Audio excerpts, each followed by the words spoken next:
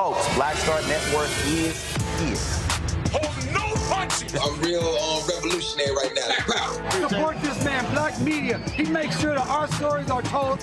Thank you for being the voice of Black America, Roland. Stay black. I love y'all. All momentum we have now, we have to keep this going. The video looks phenomenal. See, this difference between Black Star Network and Black-owned media and something like CNN. You can't be Black-owned media and be scared. It's time to be smart. Bring your eyeballs home. You dig?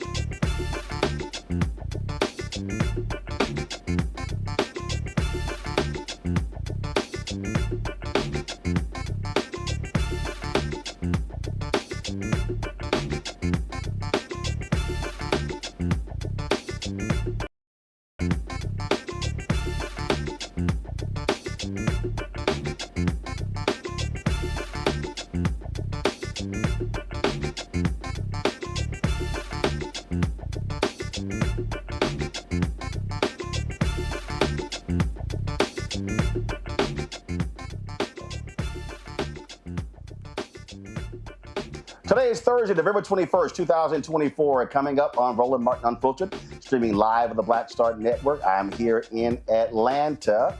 Folks, with every Trump administration appointment, we're seeing Project 2025 taking shape. Janai Nelson, the president and director-counsel of the Legal Defense Fund, will be joining us to explain how Donald Trump's cabinet picks could impact Black America.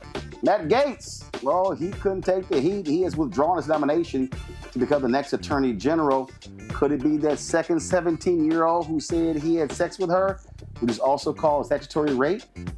CNN has uncovered audio of Robert Kennedy Jr. comparing Donald Trump to Hitler and calling his supporters belligerent idiots and outright Nazis. No lies told. The Illinois Supreme Court overturns Jussie Smollett's conviction in his hoax attack trial. Plus, the Justice Department says the Trenton, New Jersey Police Department has a pattern of misconduct. We'll give you those details. Plus, here in Georgia, a former cop who shot an unarmed black man wants a judge to throw out his murder charges. The president of Atlanta's NAACP will give us an update on the Jimmy Atchison murder trial. Plus, a Texas jury awards nearly $100 million to the family of Bolton John, who was killed by a former Dallas police officer. Folks, it's time to bring the funk. I'm Roland Martin Unfiltered on the Black Star Network. Let's go. He's got it. Whatever the miss, he's on it. Whatever it is, he's got the scoop, the fact, the find. And when it breaks, he's right on time and it's rolling. Best believe he's knowing. Putting it down from sports to news to politics. With entertainment just for kicks, he's rolling. It's on go, roll, y'all. It's Roland Martin, yeah. Rolling with Roland now. He's funk, he's fresh, he's real, the best, you know he's Roland Martin now.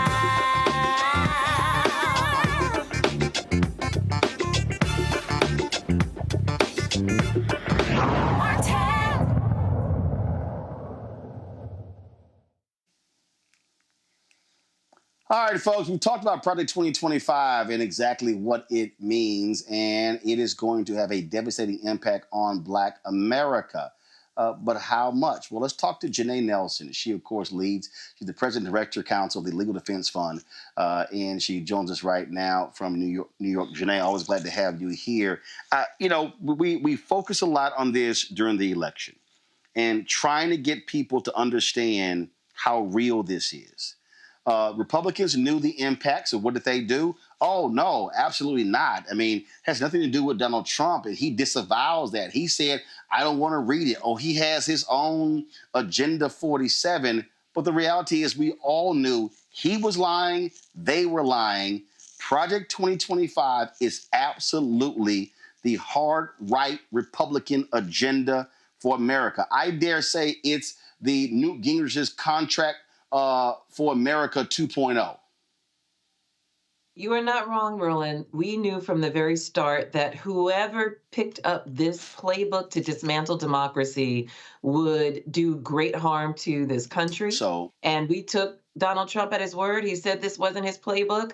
We analyzed it. We said whoever implements this would be doing a great disservice to the future of our multiracial democracy. And what we did at the Legal Defense Fund was translate Project 2025 into a report that people could digest, because remember, it's 900 plus pages. So we analyzed it, and we wanted specifically to point out what the impact would be for Black communities. Of course, we hope that would never come to pass, but now that we have an administration about to be installed in January, we know that those threats have now become real, and at least we know what they are, and we are prepared to counter them and disrupt them and defend against them with every possible tool in our arsenal. So obviously there's a legal front that exists there, but let's also be honest. When he was last there were more than 200 federal judges that were appointed. You have a hostile Supreme Court, frankly, a right-wing Supreme Court. You now have Republicans controlling the House, the Senate, controlling the presidency. And then, of course, you also have Republicans controlling state legislatures and all the things that are happening there.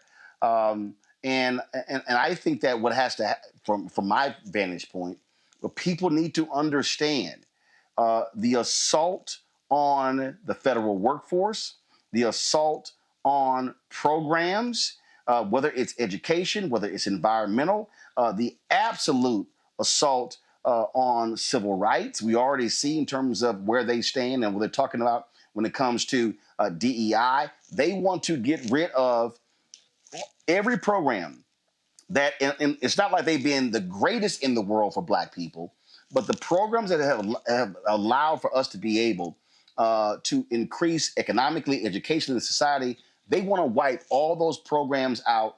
And so people need to understand that this is not just a Trump thing.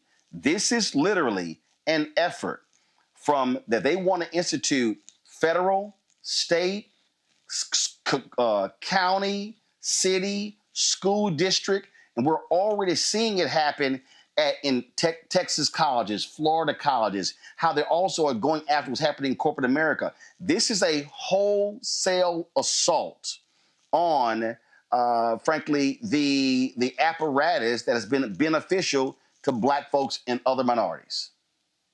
That's absolutely right. We are going to be battling on every single front at the federal level, which we know they are stacked against us because there's complete control of Congress forthcoming. The next Congress, the 119th, will be an extremist Congress.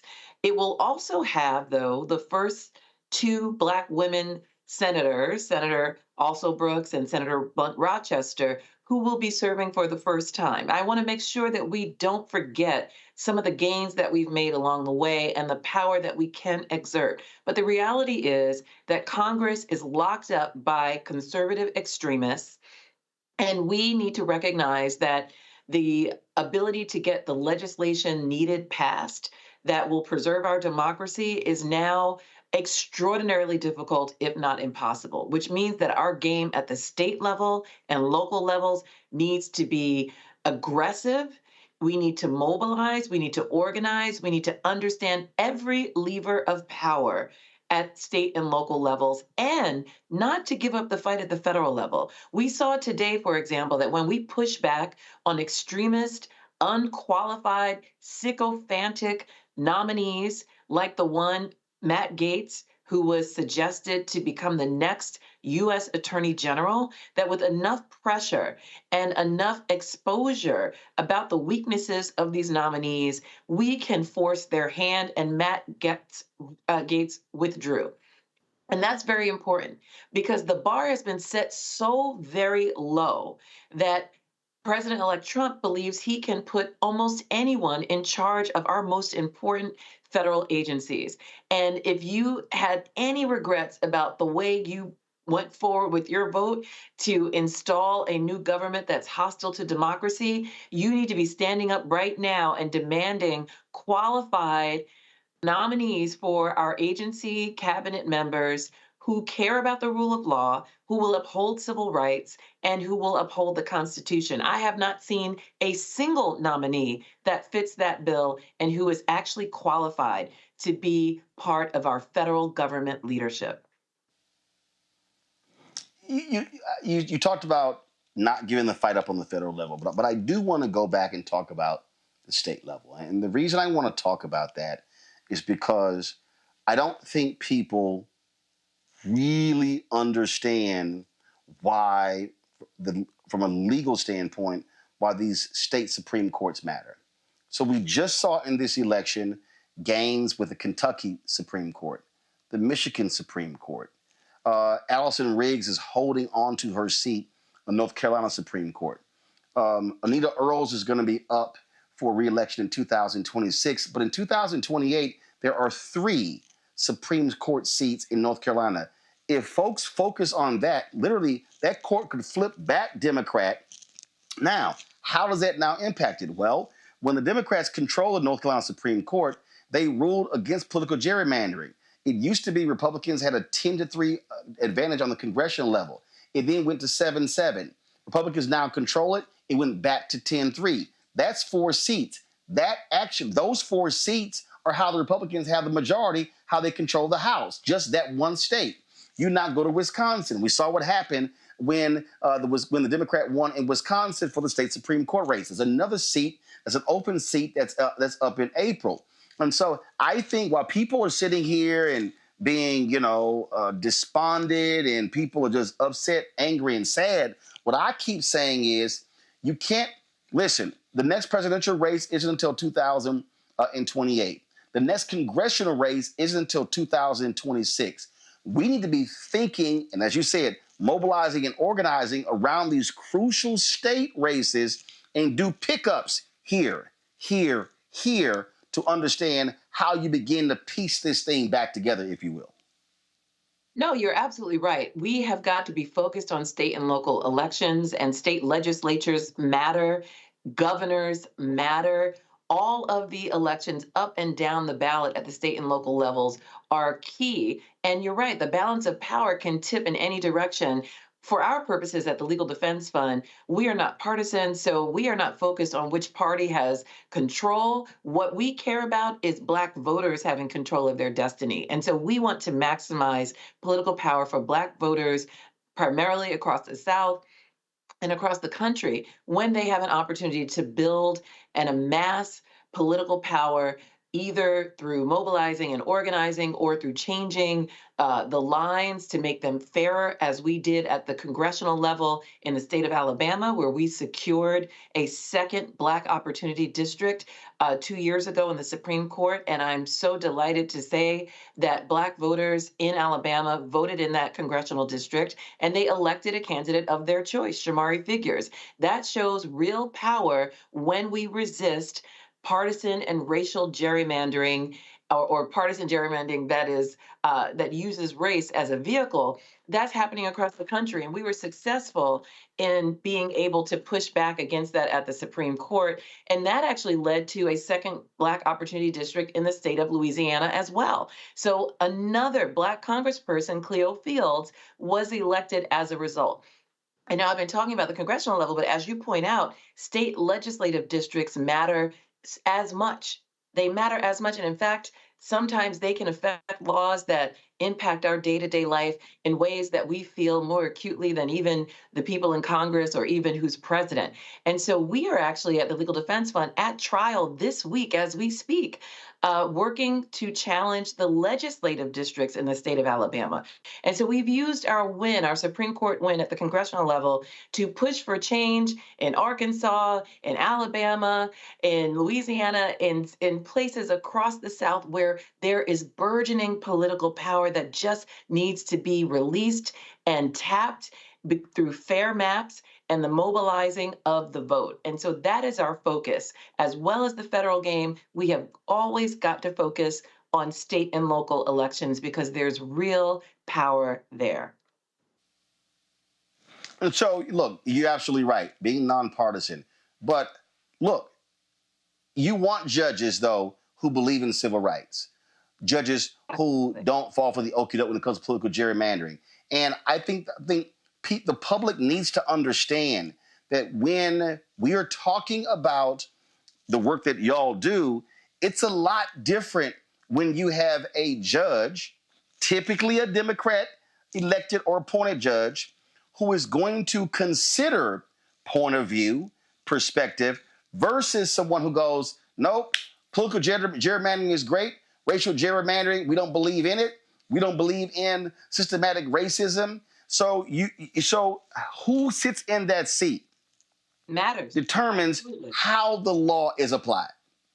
No question about that. And we often talk about the federal judiciary, which is extremely important, but there is so much work happening in state courts, your criminal courts. Most prisoners, most people who are incarcerated or deal with the criminal legal system are dealing with it at the state level. Most people who are sentenced to capital punishment are sentenced at the state level. So many small claims and business claims and important state rights issues are litigated at the state level. So you are absolutely right that state courts matter. Those judges that you see on your ballot, and you may not know the names of those individuals, you need to look at them with as much care and consideration as you do the members of the Supreme Court.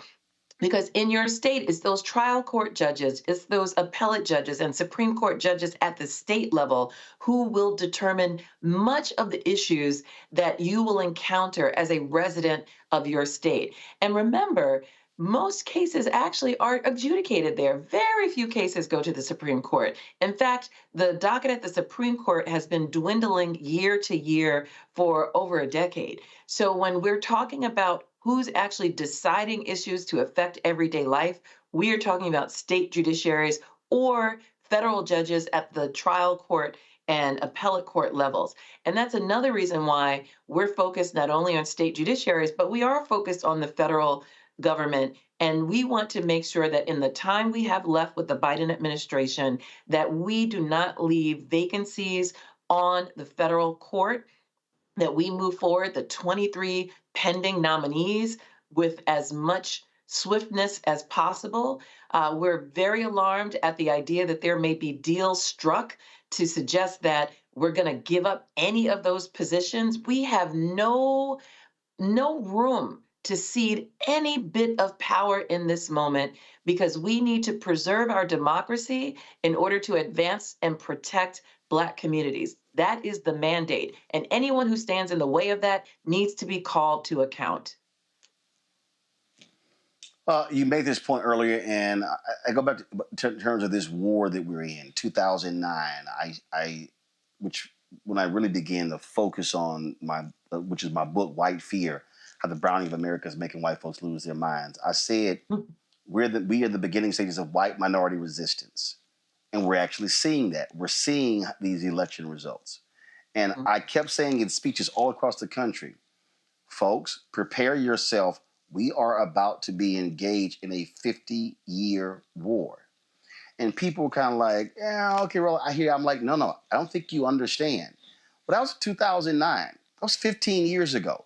We're now 15 years in, and we are in a war. We are in a battle.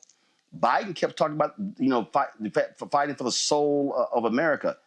We are in a battle against people who literally want to repeal the legislative and civil rights gains of the past 60 years. That is their absolute focus.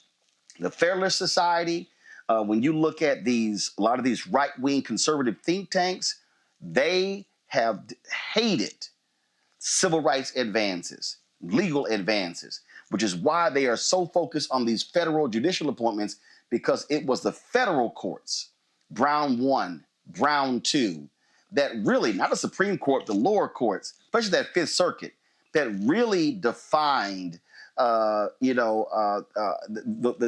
reading and the understanding of Brown versus Board of Education. And so our folks cannot, I just keep saying, we cannot tread lightly here and play games, because there is a well-funded adversary, Leonard Leo and these folks, who want to destroy all of the work of Thurgood Marshall and the LDF and the Lawyers Committee and all of these civil rights groups. That is their aim. Yeah, there's no question about that. And Roland, I want to go back to something you said earlier. This year, we are celebrating the 70th anniversary of Brown versus Board of Education, which should remind everyone that it has only been a mere 3 generations that we have come out of the separate but equal doctrine, meaning state-sponsored segregation, Jim Crow, subjugation of Black people by state, local, and federal governments. That means in the lifetime of many people living, we were in an apartheid state. And as you said, we are now at war about the future of our democracy and whether we're going to retrogress or advance this multiracial democracy to fulfill its promise. And we cannot be in any way discouraged from that pursuit because certain things were not perfect or fulfilled. We know that the promise of Brown has not yet been fulfilled, but we don't want to go back to separate but equal. Not at all. We have work to do to perfect the promise of Brown. And like you said, DEI may not have been a perfect tool to give us the true equity, reparations, remediation that we deserve, but it was an important way of creating a pipeline to leadership, ensuring that we had an expansive view of merit, and to make sure that there was more of a level playing field on which to compete for opportunity and education and advancement. And we can't afford to say that those were not necessary and important tools that we must fight for simply because they were imperfect. The job is to perfect them. The job is to recognize where our frailties are, what more protections we need, what more opportunities we need to create, and build upon that progress, not allow extremists to take us back. And I want to commend to you, if you haven't seen it yet, some very powerful testimony from Representative Summer Lee that I saw earlier today, where she dissected the fear that you talk about, the fear of playing on a level playing field with people who have been historically marginalized, denied. Yeah, we ran it yesterday. We ran the whole video yesterday. Her and Congresswoman Jasmine Crockett. Excellent. She was fire. And it's important for people to recognize what that is. There are some who are so addicted to privilege, they're so addicted to prerogative, they don't realize that they have not been competing on merit for generations. And we're trying to change that. You take off the shackles, you remove the barriers and the impediments to opportunity, and there's no question in my mind that you will see diverse leadership, you will see the advancement of people of color, Black people, and other marginalized groups in this country in unprecedented ways. All we need is the opportunity to do it. And what we're seeing right now is a fear, and therefore there's a denial of the ability to continue this progress, but we're not going to let that happen. We're going to continue to push back at every possible level and using every possible lever. All right, Janai Nelson of the LDF. We appreciate it. Thanks a lot. Thank you, Roland. Folks, going to go to break. We come back. We'll talk to our panel and lots more to discuss right here on Roland Martin Unfiltered on the Black Star Network. Hatred on the streets, a horrific scene, a white nationalist rally that descended into deadly violence. White people are losing their damn minds. As an angry pro-Trump mob storms the U.S. Capitol, we've seen We're about to see the rise of what I call white minority resistance.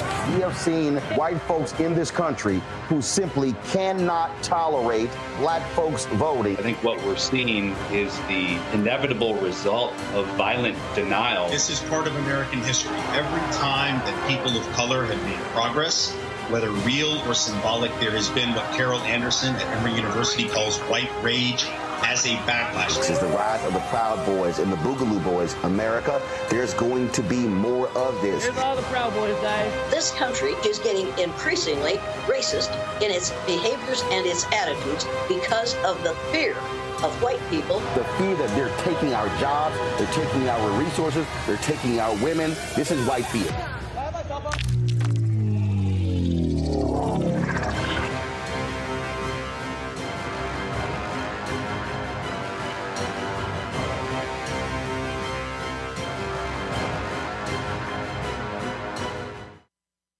Hi, I'm Isaac Hayes III, founder and CEO of Fanbase.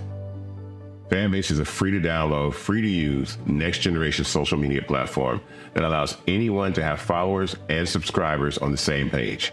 Fanbase was built through investment dollars from equity crowdfunding from the Jobs Act.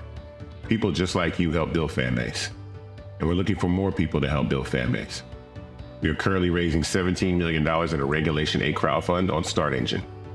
We've already crossed $2.1 million, but we're looking to raise more capital from people just like you that deserve the opportunity to invest in early-stage startups without having to be accredited investors.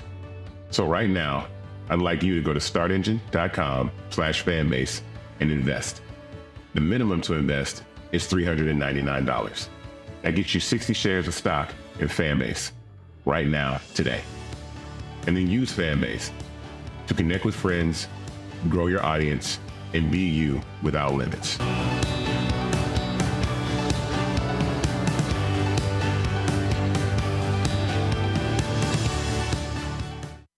Now that Roland Martin is willing to give me the blueprint, hey, Cyrus, I need to go to Tyler Perry and get another blueprint because I need some green money. The only way I can do what I'm doing, I need to make some money. So you'll see me working with Roland. Matter of fact, it's the Roland Martin and Cheryl Underwood show. Well, should it be the Cheryl Underwood show and the Roland Martin show? Well, whatever show it's going to be, it's going to be good.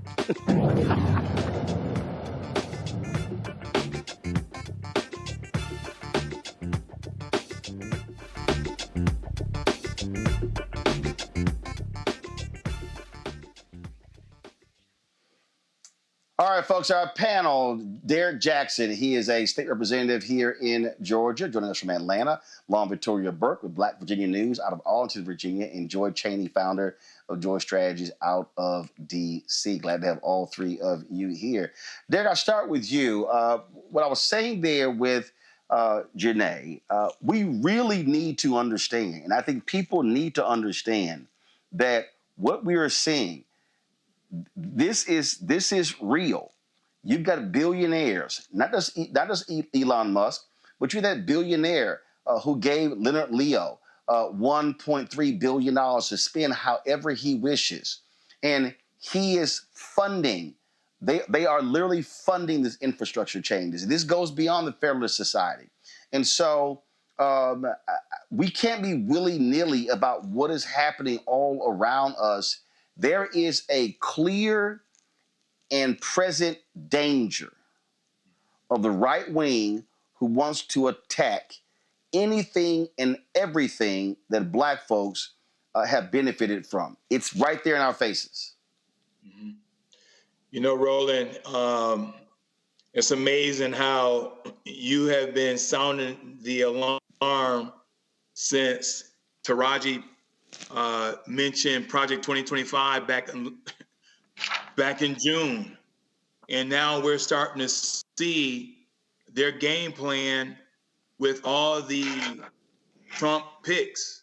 I mean, these are unqualified individuals. And so it's not going to just impact Black people, it's going to impact America. I mean, you know, just listening to you and Janai Nelson, I started writing down some notes on just the Supreme Court. Let's just take the Supreme Court, for example. Citizens United, the Chevron case, Roe v. Wade, affirmative action, Voting Rights Act are just the few that the Supreme Court started to unravel before the implementation of Project 2025. Then I started writing down some other things, Roland, as you were talking, and you mentioned in your book 15 years ago, Brown versus Board of Education, Loving versus Virginia, Miranda rights. I mean, if you think about this, if we don't have Miranda rights, Roland, that's going to impact every Black person that is profiled, that they want to give police officer sovereign immunity. And so when you start to look at where we're about to head into starting January, the gravity of this is not just the unbalance of checks and balance in our government system. This is going to be billionaires running wild, Trump running wild. And let me make this last point, Roland, is this. All these individuals that voted for Trump, these picks, Roland, they're not for them. It's not going to solve their problems. It's not going to solve their kitchen topic, table topic issues. These things are solely for Trump. It has nothing to do with the 74 million people that said, yes, he's our guy. We voted for him. They're about to see the unraveling of this, the protections that America have for them. You know, Lauren, I listen to a lot of these brothers and sisters, Black folks who are MAGA Trump supporters. They talk about, what they want to get financially and how things are going to happen. And I'm sitting here going, do y'all understand? They are not trying to help you financially. They are not trying to help you launch businesses. They're not looking to expand SBA loans to Black entrepreneurs. And all of these people They don't even realize that the programs that have been created, that they have been able to take advantage of, they want to get rid of them. And I'm like, I don't know what world y'all living in, but that's exactly what Project 2025 and the Republican agenda is all about.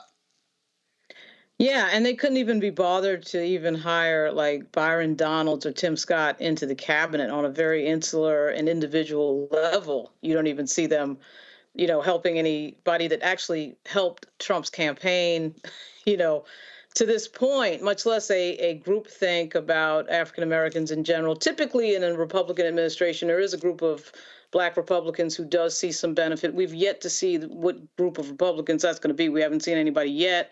I happened to see Byron Donalds yesterday on Capitol Hill, and he kind of looked sort of glum, and then he did an interview last night where it seems like he's sort of left out in the cold with regard to a administration appointment. But obviously, this is a culmination of really the Southern strategy that started in the late 60s. It's the culmination of Roger Ailes being an aide to Richard Nixon, and then, of course, going on to start Fox News. It's the culmination of the planning of Leonard Leo and the Federalist Society, and you can see that the Republicans play a long, long, long game, and the Democrats are nowhere near catching up to that, not even figuring out on a basic level maybe a 4 or 5 year strategy. And that's been a huge problem. And I'm not sure what is in store for the DNC or the Democratic Party in general with regard to leadership, but their leadership is not strong enough and not modern enough at this moment to go up against what they're going up against, which is a system of lying and disinformation and deliberate misleading of the public, which works in this media environment with a media that is very not up to the job of keeping up with misinfo and disinfo and lying and everything else. And so what this is, to me, is a moment where they are now going to control, of course, all 3 levels of government. And I think they're going to use that control to the maximum, to the absolute maximum. I mean, this is a group that returns again. And we see certain players who I actually think are worse than the first group that came in during Trump's first term. Absolutely.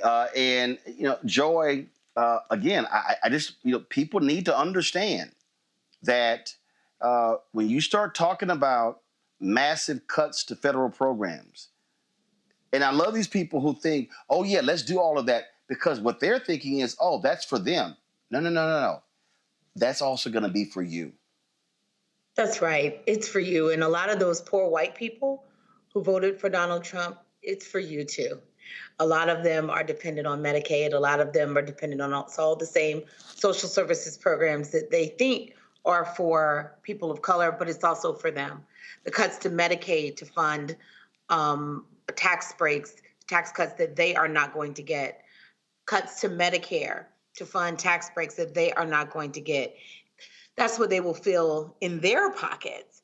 But look, I want to make sure that we're giving a message for those who are out there who, if they're watching your program, they know. The question is, what do we do now? Right now, as the DNC regroups, et cetera, we need to be, as an individual, to person, talking to the people in our families, talking to our so-called white friends, talking to our white family members. We have a very integrated culture. Talking to the people who are in our lives and explaining to them what they're going to see, explaining to them the consequences of a vote for Trump or a non-vote, and really, as he disappoints them, underscoring what level of mistake this was. Donald Trump is a cult leader. Part of that is there too. There is no logic here, and I think we keep trying to understand it with logical terms, but the fact of the matter is he is a cult leader that is feeding white supremacy, a feeling of anger that the world isn't what it was promised. And therefore, they're taken in by him. This is classic. We understand this. We need to be talking to our own people and trying to deprogram them through loving communication and direct communication. And I know that's not always what we do here, but I hope I'm talking to everyone in my life who may be on the fence. When people come talk to me about transgender people and stuff like that and distractions, I correct them lovingly and I walk them through it. because that's the work that we got to be doing in the next couple of years. Yep. All right, folks, hold tight 1 second. We come back. I'm going to play for you. We played yesterday Congresswoman Summer Lee, Congresswoman Jasmine Crockett, when they went off on these Republicans who say, oh, they are oppressed because they're white men. Well, Congresswoman Ayanna Pressley, she also weighed in. I'm going to have that for you next, right here on Roland Martin Unfiltered on the Black Star Network. Don't forget, support the work that we do, folks. The show that we do, nobody else is doing. There's nobody else in Black-owned media that does what we do with this show 5 days a week, 2 hours a day, plus the other shows that we have on the Black Star Network. Your support is critical. If you want to give via Cash App, use this QR code from Stripe. I told you Cash App got rid of all of our business accounts. They changed their rules. But if you still want to donate via Cash App, use the QR code Stripe. And then everybody who gives during the show via all the platforms, I'm going to give them a shout out live on the show. And so go ahead and do that. Don't forget, send your check and money order, P.O. Box 57196, Washington, D.C., 20037-0196. PayPal, R. Martin Unfiltered. Venmo is RM Unfiltered. Zelle, Roland at RolandSMartin.com, Roland at RolandMartinUnfiltered.com. We'll be right back. Pull up a chair, take your seat. The Black Table with me, Dr. Greg Carr, here on the Black Star Network. Every week, we'll take a deeper dive into the world we're living in. Join the conversation only on the Black Star Network. Hi, I'm Dr. Jackie Hood Martin, and I have a question for you. Ever feel as if your life is teetering and the weight and pressure of the world is consistently on your shoulders? Well, let me tell you, living a balanced life isn't easy. Join me each Tuesday on Black Star Network for A Balanced Life with Dr. Jackie. We'll laugh together, cry together, pull ourselves together, and cheer each other on. So join me for new shows each Tuesday on Black Star Network, A Balanced Life with Dr. Jackie.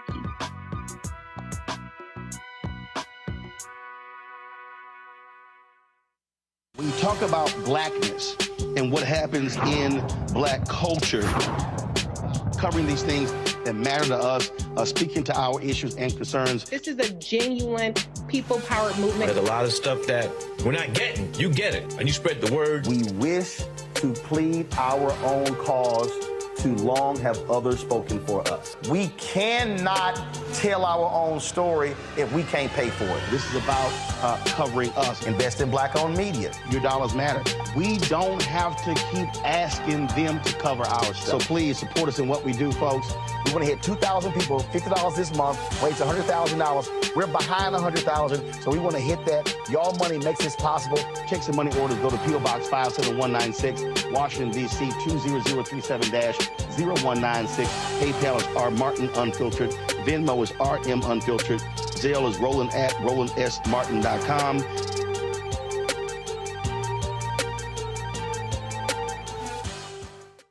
This is Reggie Rock Byford. You're watching Roland Martin Unfiltered, Uncut, Unplugged, and Undamn Believable. You hear me?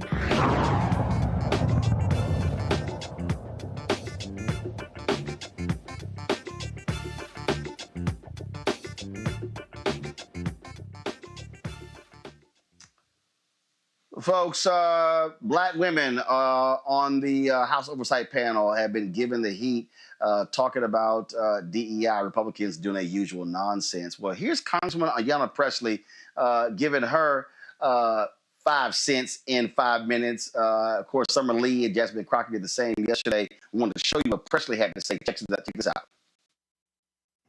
This bill titled the Dismantling DEI Act is an utter disgrace. Having sat and read the text in preparation for today's markup, I have yet another example to tell my constituents about the unserious work of the Republican Party. Now, I'll work with anyone serious about progress who wants to center the people who call this country home. This isn't it. The Committee on Oversight has the broadest jurisdiction in the entire House of Representatives to investigate any topic it chooses, but we are debating legislation that denies the sky is blue, water is wet, and racism is real. The major provision of the bill says to ban anything that acknowledges racism. And a few pages later in the exact same bill, there are multiple provisions discussing the presence of racism. This Republican approach is as predictable as it is nonsensical. On one hand, they're saying that racism does not exist. On the other hand, they are saying there is rampant reverse racism. Well, how do you reverse something that never existed in the first place? Riddle me that. While this Republican policy may have a new name, it's the same old tired game. Look, y'all are entitled to your opinions, but not a denial of the facts. Do you all know your history? Do you know American history? The original Constitution counted enslaved individuals as 3/5 of a person. During World War II, the federal government forcibly relocated and incarcerated 110,000 Japanese Americans. The FHA practiced redlining in the 1930s and 60s to deny mortgages to Black Americans, which is why we have a racial wealth gap today. I could go on. The GI Bill, which is supposed to be race neutral, denied access to Black Americans, denying them equal access to education and housing benefits, which is why we do not have generational wealth. Don't talk to me about merit when those Black servicemen fought for our freedoms. And I'd also just like to take a personal note of privilege to say, please keep Dr. Martin Luther King Jr.'s name out of your mouths. Yes. Your perversion of his words and his mission when his children have asked you to stop invoking his name and perverting his work when he was a proud and unapologetic Black man fighting for equality for Black Americans and all marginalized people. So you all are entitled to your opinions, but not a denial of the facts. But I'm not surprised that you would deny American history. What I am, though, is committed. Committed to speaking truth to power, committed to standing up for marginalized communities and vulnerable people, committed to ensuring that everyone has equal opportunity to buy a house, to work a job, to pursue higher education, and to live in a society that is fair and just. A colleague across the aisle invoked the phrase of, we must do everything to stop government-sponsored oppression. Well, I've just enumerated numerous examples, which is exactly why we have legislation and an executive order to reverse this harm. And that is why I'm committed to opposing this bill and urge my colleagues to do the same.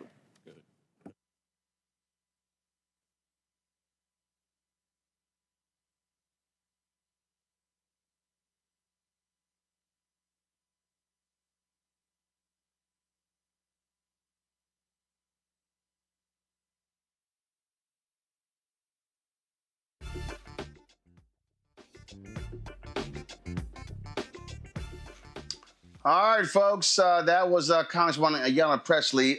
Look, what we are seeing here, Joy, and when I talk about these programs, you're already seeing it.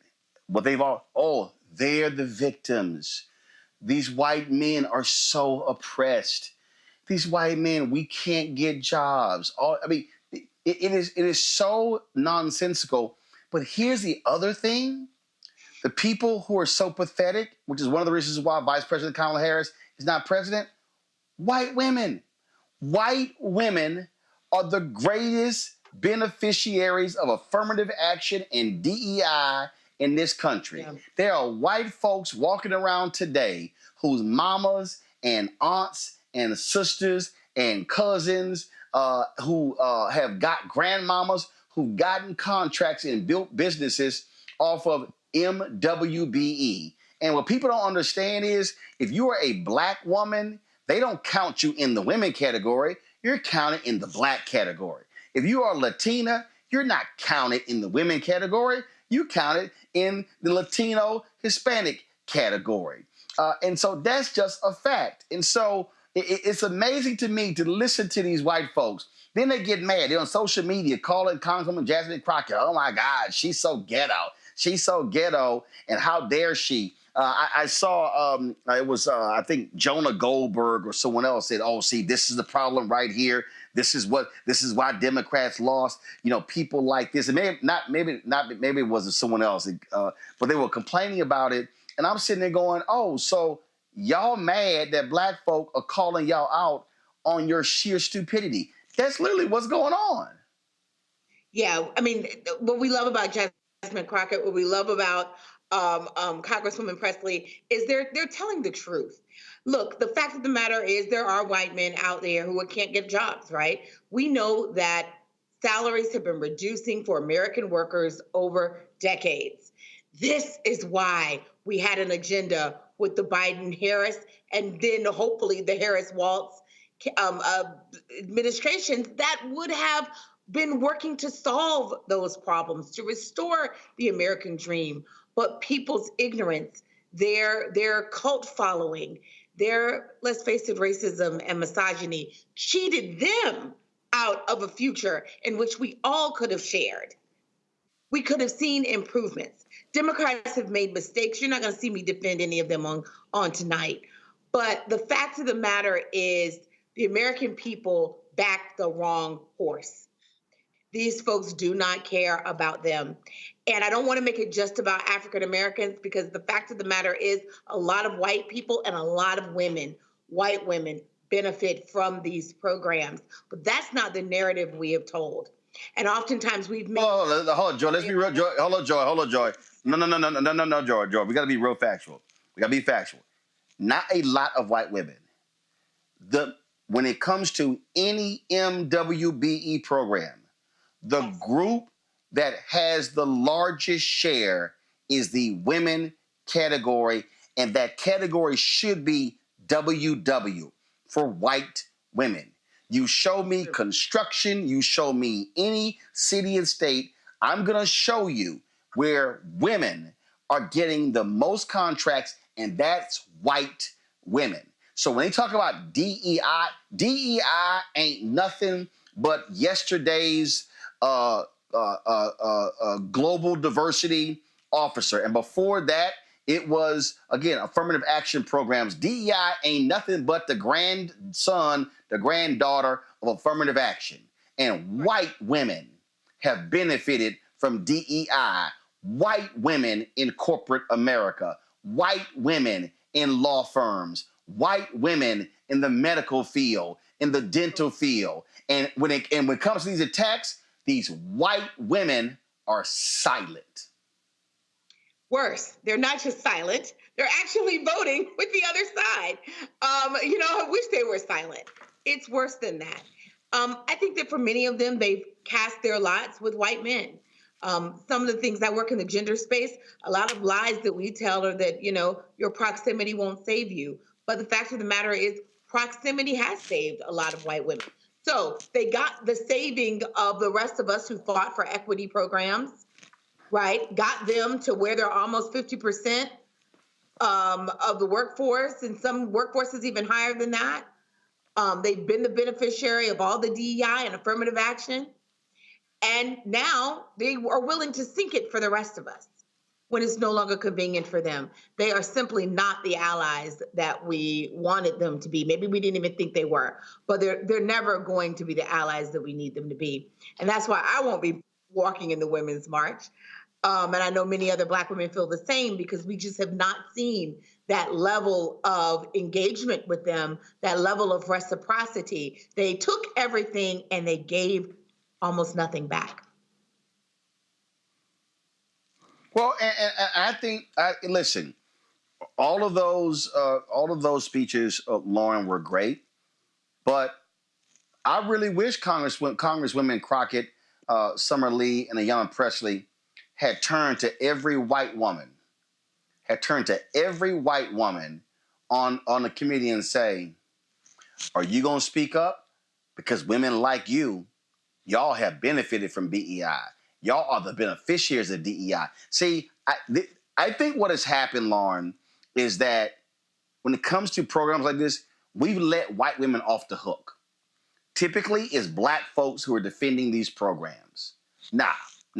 We got to call that thing a thing and say, y'all have been benefiting. It's white women walking around who go, we don't benefit from affirmative action. Oh, yes, you do. And so it's time to put folk on Front Street, Lauren.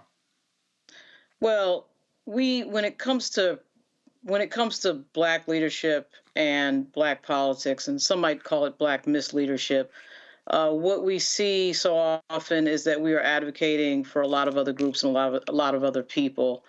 We are not really calling out white women, as you just said. We then see press releases from various Black organizations and historically, historic Black civil rights organizations talking about almost every other group except the one that organization says it stands for, African Americans. I can remember a few years ago, I think it was the Urban League that put out a press release with regard to immigration, the Dreamers. Certainly, we've seen several press releases from the NAACP for various other groups, LGBT, et cetera, and so on. And that's all fine if the streets are paved with gold in Black communities and everything's perfect in our communities, but it isn't. And when you're only 13 and 14% of the population, it's really important that your leadership is laser focused on some of the bigger issues that you are dealing with. And obviously, when we talk about any sort of opportunity, when we talk about DEI, opportunities for jobs and wealth building, it's really important in the Black community the leadership stay focused on that, because that wealth building piece was dismantled, obviously, during our first 300 years in this experience of being in the United States. So knowing all of that, the leadership has to be very focused, whether it's the Congressional Black Caucus, whether it's the NAACP, whether it's the Urban League, or anybody else. And it's very hard to find in a world of corporate control leadership that is brave enough to sort of wave off that corporate control and do what is right for the constituency that you're representing. That is a piece that is not working right now with regard to leadership in the Black community. And I think there has to be a major reset with a lot of these groups and I think some members of Congress when it comes to, the question of allyship, because we really have no allies. We don't have a lot of groups that come to us and say, we'll help you out with this thing and we'll put out press releases and we'll make statements and our leaders will center your problems and your experiences. Our groups do that for other groups, but we don't see it the other way around quite often. So that has been a huge problem that needs to be fixed. See, Derek, when I talk about putting folk on Front Street, this is how I look at it. Man, maybe I'm just a little bit too radical on this whole thing. So, you're in the Georgia legislature. I would sit here and I would go, how many white women in this body have companies that do businesses with the city, the county, school board, or state? And I would sit here and say, Representative so-and-so, you against DEI? Well, that's interesting because you should get contracts because you're a woman. That's DEI. So-and-so, oh, you got $6 million in contracts from this year, from your business. Oh, you are the beneficiary of DEI dollars. You did DEI. When I was at Texas A&M, there I gave it was a speech communications class, and we had to give a presentation. So I picked affirmative action, and this is what I said. I was the only, I think maybe it was one of the Black person in the class, and so I said, how many of you in this class, your mothers own businesses? And hands went up, and I said, how many of your mothers, to your knowledge, have received city, county, state, federal contracts? Hands went up. I said, congratulations. Affirmative action is paying for your college. Man, these white folks, they were aghast. And I said, oh, I'm sorry. Your mamas are benefiting from affirmative action. Your mamas are getting contracts. They had never had somebody tell them that. See, this is just the moment, as far as I'm concerned, where you got to call folk out and say, yes, you are. Maybe we should come up and use the phrase, I just say DEI dollars, bowling for DEI dollars. Oh, you got some DEI dollars? You got some DEI dollars? Oh, you got some DEI dollars. And then use placards that call them out. And then also call out all these women's groups. Matter of fact, I think somebody should, one of these conservative women's groups, go pull a roster and see how many of them have businesses and how do they get contracts and go, man, look at y'all with those DEI dollars. Mm-hmm. To me, that's how you got to fight and call these folk out. You know, Roland, I think all of Trump hires are DEI hires. They all white men, right? I do agree that we need to call them out. Because here's the thing though, Roland, and I know you're here in Atlanta with us, they don't use the term DEI for them. They use the word legacy, Roland. Your legacy. So you go to Harvard for free because of legacy. You go to Yale for free, your legacy. They don't use the same vernacular. Listen, since last year, Roland, over 30 states have implemented some form of DEI law to either restrict any form of DEI, 30 states. So what do you think is going to happen come January? In fact, 2 days ago, Roland, Trump used the word reparation. He's going to give 3 million white men reparations. He said that's their reparation for those blacks who went to HBCUs. So we do need to call them out, but it requires political courage. Roland, you know as well as I'm in Georgia, the largest black caucus in the United States. What will we do in this manner to do exactly what you just called for us to do? Call folks out, call some of my colleagues who are white women and say, you are receiving dollars. They won't do that, Roland. You know that and I know that because they don't want to exercise political courage to get that done. Well, again, I just think that if you want to expose people for their hypocrisy, you got to call them by name. You got to name check them. You got to expose them, and you got to say, "Oh, look at Miss DEI dollars. Oh, she hates DEI, but she gets contracts because she's a woman." Baby, that's called good old affirmative action. I'm just saying that's what maybe should be done. All right, y'all. Hold tight 1 second. We got lots more to talk about, including how in the hell can Shabuzi break records for the #1 Billboard song 18 weeks, yet when they have the Country Music Awards, he gets totally shut out. Wasn't just Beyonce. What do they have in common? I wonder. You're watching Roland Martin Unfiltered on the Black Star Network. When you talk about blackness and what happens in black culture, covering these things that matter to us, speaking to our issues and concerns. This is a genuine people-powered movement. There's a lot of stuff that we're not getting. You get it, and you spread the word. We wish to plead our own cause. Too long have others spoken for us. We cannot tell our own story if we can't pay for it. This is about covering us. Invest in black-owned media. Your dollars matter. We don't have to keep asking them to cover our stuff. So please support us in what we do, folks. We want to hit 2,000 people, $50 this month, raise $100,000. We're behind 100,000, so we want to hit that. Y'all money makes this possible. Checks and money orders go to P.O. Box 57196, Washington, D.C. 20037-0196. PayPal is R Martin Unfiltered. Venmo is RM Unfiltered. Zelle is Roland at RolandSMartin.com.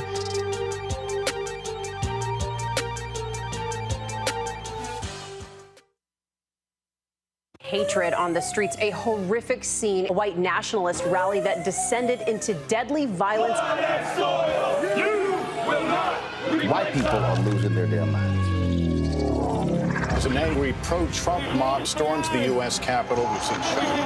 We're about to see the rise of what I call white minority resistance. We have seen white folks in this country who simply cannot tolerate black folks voting. I think what we're seeing is the inevitable result of violent denial. This is part of American history. Every time that people of color have made progress, whether real or symbolic, there has been what Carol Anderson at Emory University calls white rage as a backlash. This is the rise of the Proud Boys and the Boogaloo Boys. America, there's going to be more of this. Here's all the Proud Boys, guys. This country is getting increasingly racist in its behaviors and its attitudes because of the fear of white people. The fear that they're taking our jobs, they're taking our resources, they're taking our women. This is white fear.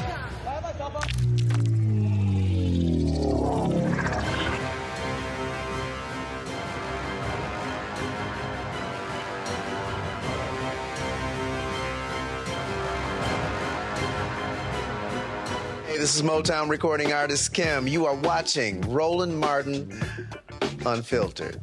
That boy, he always unfiltered though. I ain't never known him to be filtered. Is there another way to experience Roland Martin than to be unfiltered? Of course he's unfiltered. Would you expect anything less? Watch what happens next.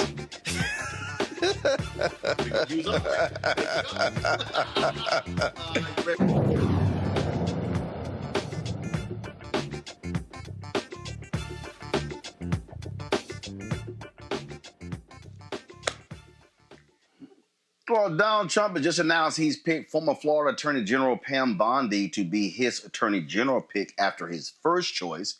Former Florida Congressman Matt Gaetz withdrew from being considered for AG. This was a tweet that he posted. I had excellent meetings with senators yesterday. I appreciate their thoughtful feedback and the incredible support of many. While the momentum was strong, it is clear that my confirmation was unfairly becoming a distraction to the critical work of the Trump-Vance transition. There's no time to waste on a needlessly protracted Washington scuffle. Thus, I'll be withdrawing my name from consideration to serve as Attorney General. Well, guess what? I ain't got to read the rest of that crap, y'all. But here's actually what happened. CNN called Gaetz and said, hey, we are aware that a second 17-year-old girl said you had sex with her. Well, because that 17-year-old girl is underage, that's called statutory rape. Democrats wanted the House Ethics Committee to release their report detailing its investigation into Gaetz, but Republicans blocked it. And they were saying it shouldn't release. Speaker Mike Johnson shouldn't be released. But then you had Republicans saying in the Senate saying, no, the report's going to come out. Don't you find it a little ironic, Lauren? 45 minutes after CNN placed that call and said that was a second 17-year-old who said not only did he have sex, that he also engaged in a threesome with that 17-year-old, that Gaetz was like, yeah, I need to go back home. Obviously, it wasn't a coincidence that that phone call came in from CNN, and then, of course, Gaetz withdraws his nomination. He's been living with these allegations for, I think, about 3 or 4 years now. It was effectively announced in the media 2 or 3 years ago that, I think it was the Daily Beast that came out with a story and said they had certain documents, they had certain sources that were saying that all this is true. Yet here we are 3 years later with no charges and allegedly, I guess, an investigation at DOJ by one of my least favorite members of the Biden administration, Merrick Garland. Merrick Garland is an absolute disaster. And I would just say that I am obviously not a fan of Matt Gaetz. I think Matt Gaetz is crazy. I've seen some of his antics up close from the press gallery in the U.S. Capitol. At the same time, I'm not a big believer in believing anything in this world that we live in, of anybody saying anything and misinfo and disinfo and no charges. And so if everything it's alleged is true, then I'm confused as to why there are not criminal charges that have been filed against the former congressman from Florida. And after seeing what happened to the 41st Lieutenant Governor of Virginia, Justin Fairfax, who I was working for at the time in Virginia in 2019, I don't believe anything until there's an investigation and the police are involved and there's a thorough read of everyone's testimony under oath. I just don't. I'm not a fan of Matt Gaetz, but I'm a little confused as to why it is we're sitting here year after year. DOJ looked at this and then comes up with nothing. And then we have this moment right here. I mean, maybe it's true. I don't know. But I'm a little bit tired of this sort of routine of having no professional investigation. We have people who investigate things in this country, particularly with regard to sexual crimes. And yet this is always regulated to a discussion in the media and a Jane Doe and all this other stuff. I want facts on the table. I want an investigation. And I want all parties to be heard. But I'm not a fan of this. I'm just not. And that's just where I stand, because I've seen it up close. And I think you're right, Roland. Certainly there's a correlation between the phone call to CNN and him resigning. But again, if this is true, where's the Justice Department? Where are the police? And where are the charges? Where's an indictment? I don't get that. That's confusing to me. Well, but here's the deal, though. I mean, look, the reality is this, Joy, and we see this all the time. We know that there are prosecutors who, we don't have enough. We don't have enough. We don't have enough. We know even on for the feds, it's like if they don't have a guaranteed win, they're not going to charge. But there were other people who were buddies of Matt Gaetz, who did plead guilty. We also know how they protect members of Congress. And here's the other deal. This is real simple. If there was no smoke here, why did Republicans fight so hard not to have it released? See, that's the real deal here. See, what these folks are doing is they know exactly what's going on, and they have their moral, righteous indignation. But it's amazing how when one of theirs, we can just overlook all of those things. No, just shut up, confirm them. Nah. Not happening. Not happening at all. Well, let's be clear. What happened behind the scenes is a lot of Republicans also came to President Trump and said, this is going to be a nominee that's not going to make it across the finish line. And therefore, that also was a reason. CNN, political pressure from the inside.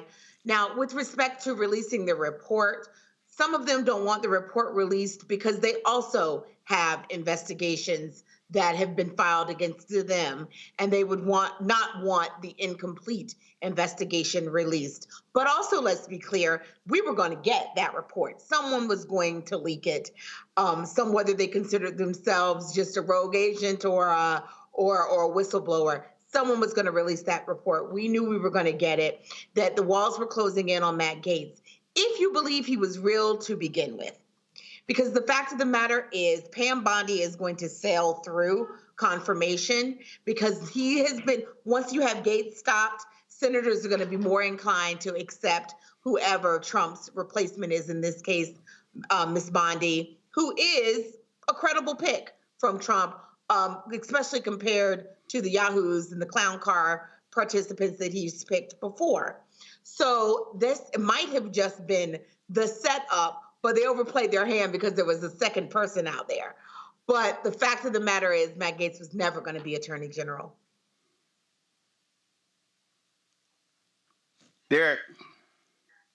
You know, Roland, the truth of the matter is there are others that Trump selected with sexual allegations. I just Googled just now, Roland, and 3 others names popped up in addition to Gaetz. Pete Hegseth has sexual allegation. Robert F. Kennedy Jr., sexual allegation. And so when you think about where we are, Pam Bondi is not going to bring charges against her boss or Pete Hegseth or anyone else in Trump's cabinet. And so the reality is we have to figure out what we must do at the state level, where I am as a state legislator, what we got to do to make sure that the rule of law still holds true. But right now, as I see it, I'm not comfortable that they're going to bring anybody to justice as it relates to sexual allegations, sexual assaults, sexual abuse, because they are part of his cabinet. Yeah, well, again, you got Republicans. You have Republicans who have gone on the record to say that Matt Gaetz, it has been on the floor of the U.S. House showing members videos and photos of women who he had sex with, underage girls. And so, listen, I don't care for the thug. I'm glad he's gone. He was despicable. And I certainly hope he gets his comeuppance. And so thank goodness he will not be the chief law enforcement officer of the United States. Now, Robert Kennedy Jr. Kissed Trump's ass, got him a big appointment. But CNN uncovered this audio here where he didn't have a lot of good things to say about Trump and his idiot MAGA supporters. Listen. You know, one of the things that you write so beautifully, and your stuff is so fun to read, but you write about Trump. Quote, the way that you build a truly vicious nationalist movement is to wed a relatively small core of belligerent idiots to a much larger group of opportunists and spineless fellow travelers whose primary function is to turn a blind eye to things. We may not have that many outright Nazis in America, but we have plenty of cowards and bootlickers, and once those fleshy dominoes start tumbling into the Trump camp, the game is up. When you talk about fleshy dominoes, Chris Christie comes to mind. Yeah, exactly.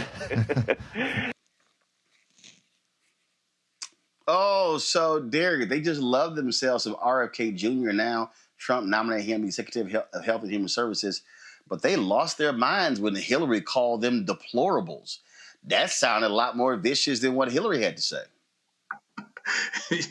I'm up here giggling, Roland, because not only did RFK Jr. have a lot of things to say about Trump, but J.D. Vance, Marco Rubio, Lindsey Graham, they all came around. They did a 360 and turned around and kissed the ring, I mean. The bottom line is, Roland, they do not have any morals. Hypocrisy, they eat it for lunch and dinner.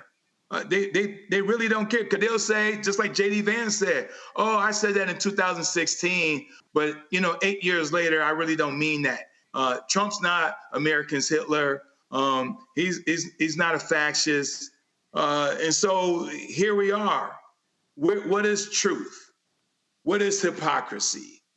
And so in his cabinet, we're going to find, Roland, the first cabinet meeting, we watched it the first time around. The camera's going to span across all of their faces, Roland, and they all going to kiss the ring. How appreciative that they were selected to be part of this cabinet. They're less than a man. Joy, when I listened to how RFK described Trump and his supporters, I was like, no lies told. In fact, you know what? Let's just hear. Hold on one second. Let's just hear it again.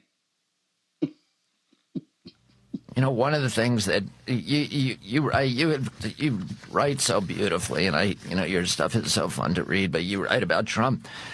Quote, the way that you build a truly vicious nationalist movement is to wed a relatively small core of belligerent idiots to a much larger group of opportunists and spineless fellow travelers whose primary function is to turn a blind eye to things.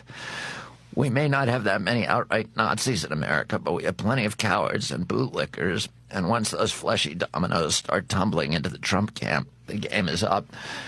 When you talk about fleshy dominoes, Chris Christie comes to mind. Yeah, exactly.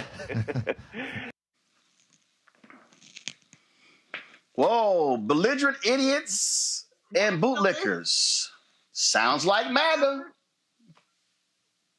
Yes, bootlickers, cowards. I love it. Frankly, look, I'm thrilled to see it, because I think that after Matt Gaetz, RFK is the next person that they're going to pick off, although Trump might do it himself, because everything that he said rings absolutely true. The worm in his brain is working. He is absolutely correct. He has identified himself, and his fellow now, I guess, Republicans. I guess I mean I have to assume he's a member of that party, or at least in name. Now, the real problem with RFK is that we're taking a person who has extremist healthcare views, dangerous healthcare views that have led to the death of people, and we're trying to say he's over HHS. That's the real scourge. But yeah, he never told a lie about the Trump supporter. Well, I just sat here, and what gets me is, Lauren, I love it how these MAGA nutcases, when they go crazy, when people blast them and call them names, and the nasty, vicious, despicable things that they say about other people, they act as if, oh, how dare you criticize us? I mean, they truly are the ultimate snowflakes. Yeah, that's the brand. The brand is we get to say whatever we want. We get to be as crazy and nasty as we want. And then when you give it back to us, we can't take it. I mean, we've seen that year after year after year after year. But oftentimes it is the case that people who are vindictive and negative about everybody else and critical of everybody else can't take any criticism. Somehow that seems to be always the case. I actually think Robert F. Kennedy is going to get through. I mean, if we're going to have a sitting president of the United States who is a felon. I mean, I don't understand why anybody thinks that anyone under him would not get through. I was actually kind of surprised that Gaetz withdrew his nomination. This is their brand. Their brand is we can do whatever we want. We can say whatever we want. We can get felonies. We can break the rules, all that stuff. I think we should remember, though, during the first Trump administration, a lot of these people turned over in a matter of months, and didn't last very long in the positions that they were in. There's a tremendous amount of turnover in the first Trump term, and there's no reason to believe that that's not going to repeat itself. Mm-hmm. All right, folks, let's talk about this story out of Illinois, where the Illinois Supreme Court overturned the conviction of actor Jussie Smollett for orchestrating a hate crime hoax. Smollett's appeal argued that a special prosecutor should not have been allowed to intervene after the Cook County State's Attorney Office dropped an initial 16 counts of disorderly conduct after Smollett performed community service and forfeited a $10,000 bond. Smollett's attorney says the conviction being overturned should not be a surprise. Prosecutions should be based on facts. Prosecution should not be based on vindictiveness. This was a vindictive persecution, not a prosecution. Let's not make any mistake about that. The Supreme Court was clear. The rule of law and due process have to remain the fundamental process for which the American jurisprudence is run. It is not run by public opinion. Now, we face a big challenge, defense attorneys all around the country, especially in the age of social media, where there's a mass dissemination of information that are not facts in evidence. And the big challenge is holding the line for the rule of law. And that's what exactly this court did, and we're very happy with the decision today. We're very pleased, but it was expected. We shouldn't be surprised. This is the law of the land in this particular state and all around America. 2021, a jury convicted Smollett of 5 counts of disorderly conduct for his 2019 claims of being a victim of a racist and homophobic attack. Smollett was sentenced to 150 days in jail, but was released after only 6 days. Here's a thing right here, Joy, that I think is just really important. That what the attorney says is rule of law. The fact of the matter is this here. There were people in Chicago, Rahm Emanuel, the Chicago superintendent, who later, of course, was kicked to the curb when he was found sleeping behind the wheel of his car. They were pissed off and angry with what Kim Foxx did as the state's attorney. And so they forced this special prosecutor, who then said, I'm going after you. And so this was literally vigilante justice. And we're going to use a law against you. Hey, the state's attorney, she's elected. She made the decision. They were mad that she dropped the charges, and they said, oh, hell no, we got to make this Negro pay.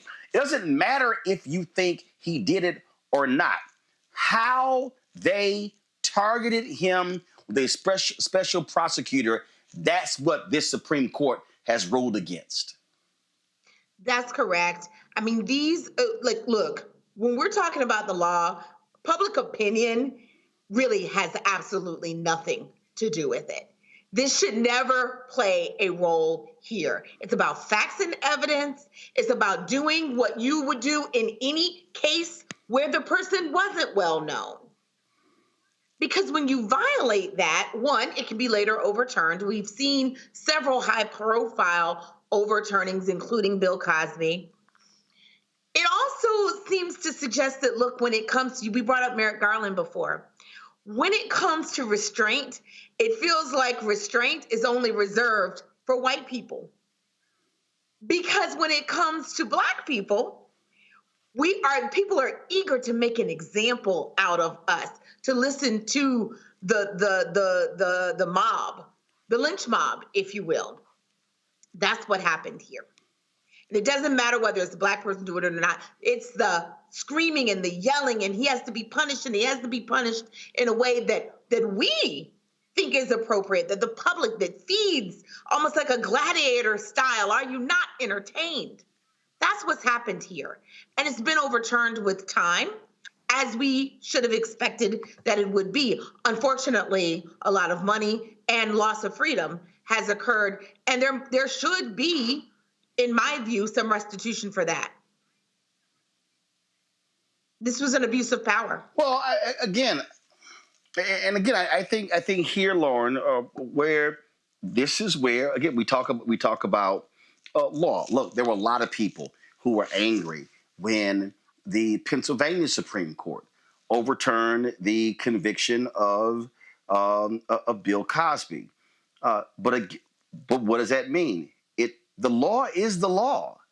And part of the thing about the law is that, again, that sign etched in stone above the Supreme Court, it says equal justice under law. Now, we know with Donald Trump, it's not equal justice. We know that there are two systems here. But this is the Illinois Supreme Court saying, y'all used a special prosecutor to override the decision of the state's attorney who was duly elected because you were hell-bent on prosecuting Jussie Smollett. Yeah, they clearly were mad about Kim Foxx's decision. That's obvious. Interesting case, and a real unfortunate thing that it took this long to unpack this entire moment. I mean, this happened in 2019. It's 5.5 years ago. It's like 5 years ago, and finally, we're finding out that maybe they shouldn't have been prosecuted this way. But it is a result of having, I think, sort of obviously a resentment for the fact that there was, in fact, a Black woman who was in charge of that decision. In the Cosby case, it's very reminiscent of that. When you see sort of these moments where the law is unpacked later, it really is kind of a shame that it can't happen in the same sort of time period. But public opinion, the court of public opinion, and the feeling that the public wants a certain outcome plays a huge role in these cases. And in the Smollett case, the feeling was, oh my goodness, how dare he do this thing of making up a story? He needs to be punished. That was the overwhelming social media feeling. It was the same thing with the Cosby situation that had gone on for years in the media, and how dare he not get punished? And of course, when you unpack the details very deliberately in a judicious manner, you get different results. And certainly in the rush to sort of get somebody behind bars, a lot of these prosecutors, we've seen it time and time again. John Grisham has a book that just came out called Framed that goes over 10 cases of people who were prosecuted incorrectly, who were innocent.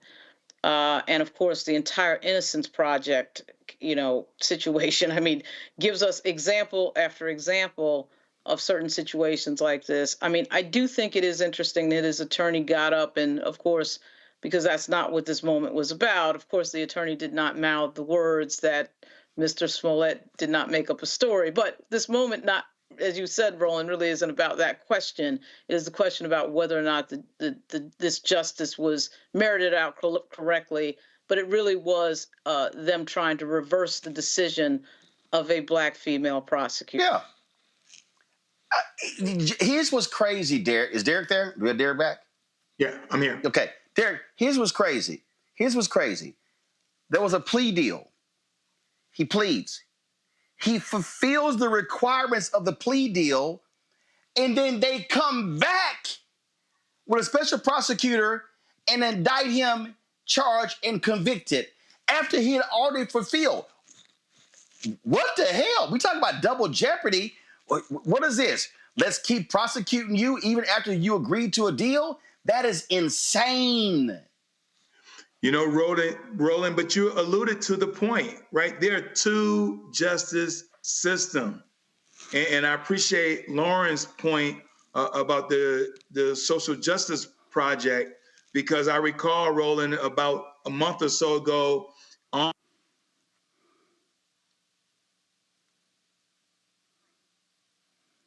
all right, folks. Derek, his signal is frozen, so we're going to get that together. Let's do this here. Let's go to a break. We want to get his comments there, but his signal froze. We come back. We're going to talk about a case out of Atlanta, and we'll be chatting with the president of the Georgia State NAACP about this case of this officer who wants his indictment thrown out. You're watching Roland Martin Unfiltered on the Black Star Network. Support the work that we do. Of course, if you want to give via Cash App, of course, use this QR code to use the Stripe to give via Cash App. So that's it right here. Send your check and money order to P.O. Box 57196, Washington, D.C. 20037-0196. PayPal is R Martin Unfiltered. Venmo is RM Unfiltered. Zelle, Roland at RolandSMartin.com. Roland at RolandMartinUnfiltered.com. Hi, I'm Isaac Hayes III, founder and CEO of Fanbase. Fanbase is a free-to-download, free-to-use, next-generation social media platform that allows anyone to have followers and subscribers on the same page. Fanbase was built through investment dollars from equity crowdfunding from the Jobs Act. People just like you help build Fanbase, and we're looking for more people to help build Fanbase. We are currently raising $17 million in a Regulation A crowdfund on Start Engine. We've already crossed $2.1 million, but we're looking to raise more capital from people just like you that deserve the opportunity to invest in early-stage startups without having to be accredited investors. So right now, I'd like you to go to startengine.com/fanbase and invest. The minimum to invest is $399. That gets you 60 shares of stock in Fanbase right now, today. And then use Fanbase to connect with friends, grow your audience, and be you without limits.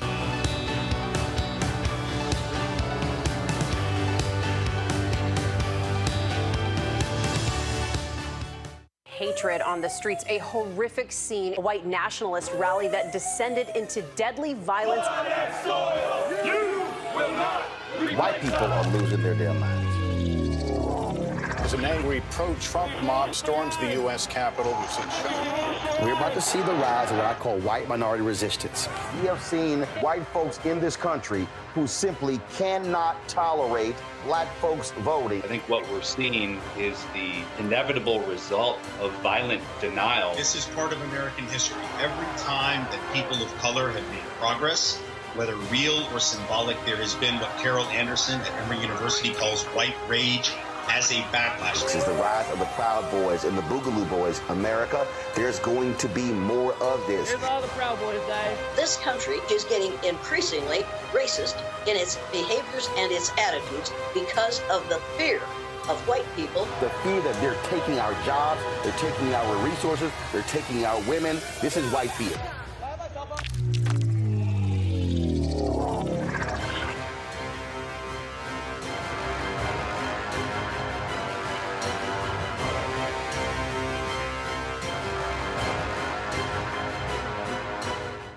This is Tamala Mann. And this is David Mann. And you're watching Roland Martin Unfiltered.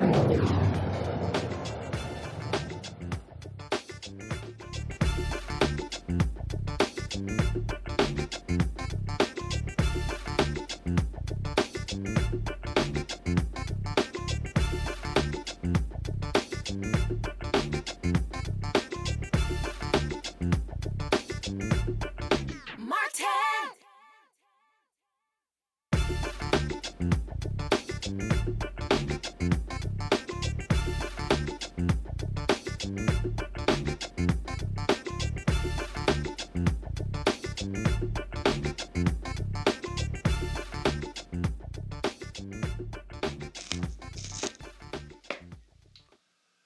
The Department of Justice says the Trenton, New Jersey Police Department and the city of Trenton engage in conduct that constitutes civil rights violations. In a 45-page report released Thursday, the DOJ found that police in New Jersey's capital have shown a pattern of misconduct, including excessive force and unlawful stops. The report documents arrests without a legal basis, officers escalating situations with aggression and unnecessary use of pepper spray.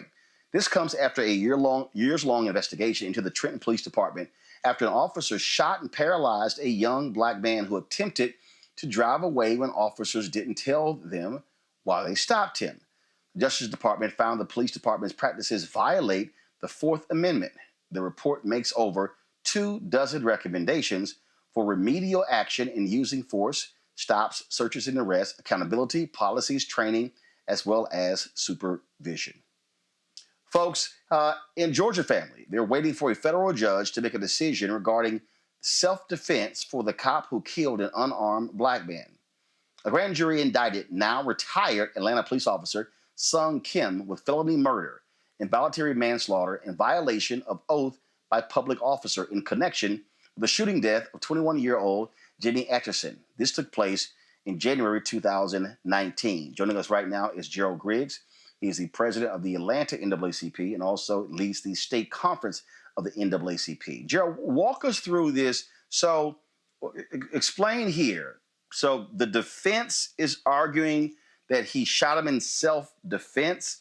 So there's a hearing on that as opposed to this actually going to trial and the jury making that determination?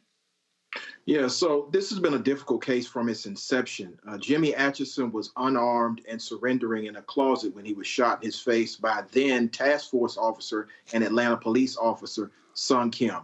And it took almost 5 years to get the case to where it is right now. It went from state court to federal court for this exact reason. You get an opportunity to claim self-defense or immunity pre-trial. And so that's what Officer Sung Kim, through his attorneys, are arguing. And basically, he's saying he felt threatened by an unarmed man who was surrendering as he was coming out of a closet after receiving 2 orders to come out from different members of the federal task force. So it's a very difficult case for the family to sit through 2 days of an immunity hearing and listen to the evidence and listen to Sung Kim try to make the case that a federal judge should throw this out and it should not go before a jury. But we're hopeful that the federal judge will listen to all the facts, especially the fact that Jimmy was unarmed, and allow this case to proceed to a jury. Now, this is in federal court here. Now, it says he's now retired. Did he retire before he was fired to preserve pension? What happened there? Exactly. So this case happened right before the Olympics in 2019, and there was a large uproar. But Atlanta police allowed him to retire prior to being terminated. And that was one of the issues that led to such a large uproar from the public. We know what happened to Jimmy. Unfortunately, there were not body cams mandated on the federal task force, nor the city of Atlanta at that point. So we wouldn't have actual video evidence of what happened to Jimmy. But because they allowed Sung Kim to retire, and then he went on to work for a federal task force while this case was pending. So it was a lot of difficult issues that his family had to persevere through, and they continue to persevere through, and they're hopeful for a decision from the federal judge. So, federal judge, any idea when this judge is going to rule? It can take months. As you know, federal cases move extremely slow. So we expect, hopefully, by the middle of next year, sometime in the spring, maybe the summer. But we don't expect it to be very quick. But we are hopeful, based on the facts as we know them, that the immunity defense will be dismissed and we will proceed to trial. Okay, then. All right. Well, certainly keep us up to date on this case. Definitely will. Thank you, Roland, for covering it. All right, thanks a bunch. Folks, let's go to Texas, where a Texas jury awarded a multi-million-dollar verdict to the family of Botham Jean. He was, of course, murdered in his apartment by Dallas police officer in 2018, Amber Geiger. The federal jury found that Amber Geiger used excessive force and violated Jean's constitutional rights when she shot him on September 6, 2018. For that, she was ordered to pay about $60 million in punitive damages and $38.6 million in compensatory damages to Jean's family, totaling $98.65 million. Geiger was convicted of killing Jean. She mistakenly walked into his apartment thinking it was hers. She saw the 26-year-old black man sitting on his couch eating ice cream and watching television when she shot him. Geiger is serving a 10-year prison sentence. Of course, this is against her. It's not against the police department, Derek. But I do think this case is. Do we have Derek there? Yeah. Okay. Yes, The reason I'm I think here, this Roland. case is really important. The reason I think this case is really important because by holding cops accountable, then personally accountable, then they can't just shun these things off to the police department, off to the taxpayers. They have to be held accountable. And this goes to the heart of qualified immunity. Why you got Republicans who don't want to get rid of it, and where you have others who say no, because these cops know they can operate with impunity. If you take away that qualified immunity, and they got to be held personally liable, it forces them to think before they act and cause them to be more accountable about the lives that they could actually take. Absolutely, Roland. And I sort of see this as a lawmaker in two perspectives, right? Because on one side, it's great that this family was awarded $98.6 million, but it won't bring their loved one back. The other side, Roland, again, I'm going to continue to be alongside you about Project 2025. In Project 2025, they express giving police officers qualified and sovereign immunity. And what that means to your audience, Roland, that they will not be held accountable from a criminal or civil. And so when you have a climate like that, after they fully implement Project 2025, Roland, you won't see families receiving justice. And here's the other part of the reality, Roland. Only 2% of police officers are held accountable. That means the other 98% of police officers are not convicted. They get a chance to retire or go off to another jurisdiction and become a police officer again. And so like I said, I'm sort of bittersweet on this.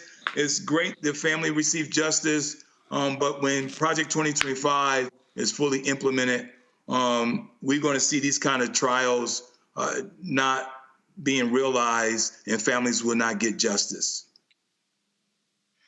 Lauren? You know what? I would have rather the police department get sued so that the family would actually get the money that they're owed to in an attempt to try to make them whole, which, of course, they can never be made whole because their loved one is gone forever. I found Amber Geiger's story to be completely and utterly ridiculous. It's absolutely ridiculous story. And typically on police departments, you know, they're trained, people are trained so often that the liability is with the department, of course, because you're not trained to come into the wrong apartment and shoot somebody eating ice cream. That is not what, you know, you're doing as part of your employment as a police officer. It's a ridiculous story from this woman. And, you know, suing her personally, of course, means that it's unlikely that that entire payout will happen. But at any rate, this is a really terrible, sad story, like so many others we've gone over and seen in this country. And, you know, I'm just kind of, you know, pissed off about this story because this is a dumb story. Her testimony in court was stupid, and she clearly was engaged in something ridiculous that, of course, she didn't want to fully admit to in court. So we heard that ridiculous story when this was in the news. Yeah. Joy? Yeah, we're in agreement here. Even Clarence Thomas has entertained the idea of qualified immunity. The fact of the matter is, police officers are one of the only professions where you aren't held liable for libelous activity, right? Where you aren't held liable for reckless endangerment of the public, violations of the trust that we've given you. They ought to be held, yes, the police department, but also them individually, so that they will make the decisions in their head. I'm only going to shoot the person if really my life is at risk. I'm not going to shoot at will, because I have to worry about my future. I have to worry about the future of my family, because even if they don't pay, this is always going to be hanging over them. The other thing is we need to consider the possibility of having some kind of malpractice insurance on police officers, where they won't be insured going forward in order to go work at other offices if they have a history of this. We must change the incentives. Training is not enough. We have tried that model. It's not enough. We can't shame them into doing it. We have to incentivize better behavior by cops, and we have to incentivize police departments to make better choices about who works for them. And that means also diminishing the role of the police union. Absolutely. All right, folks, gotta go to a break. We come back. Country Music Awards. How in the hell can you be the breakout star of the year, Shabuzi, and you just get completely shut out of all the top awards?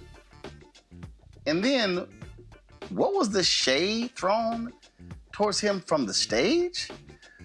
People are talking about this on the social media. We're going to talk about it next, right here on Roland Martin Unfiltered on the Black Star Network. Hi, I'm Dr. Jackie Hood Martin, and I have a question for you. Ever feel as if your life is teetering and the weight and pressure of the world is consistently on your shoulders? Well, let me tell you, living a balanced life isn't easy. Join me each Tuesday on Black Star Network for A Balanced Life with Dr. Jackie. We'll laugh together, cry together, pull ourselves together, and cheer each other on. So join me for new shows each Tuesday on Black Star Network, A Balanced Life with Dr. Jackie.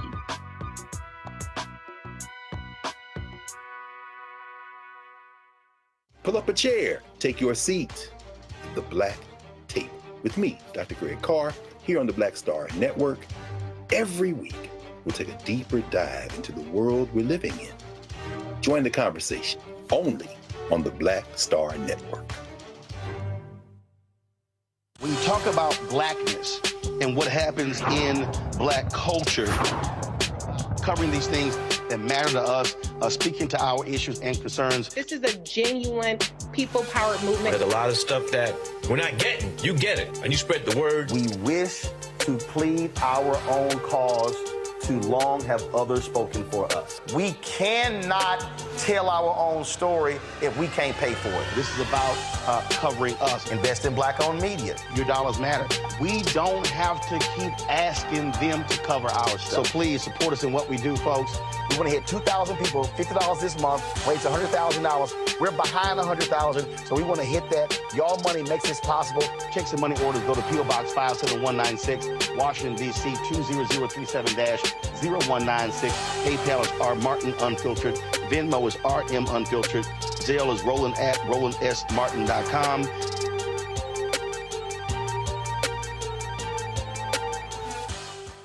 I'm Russell L. Honoré, Lieutenant General, United States Army, retired, and you're watching Roland Martin Unfiltered.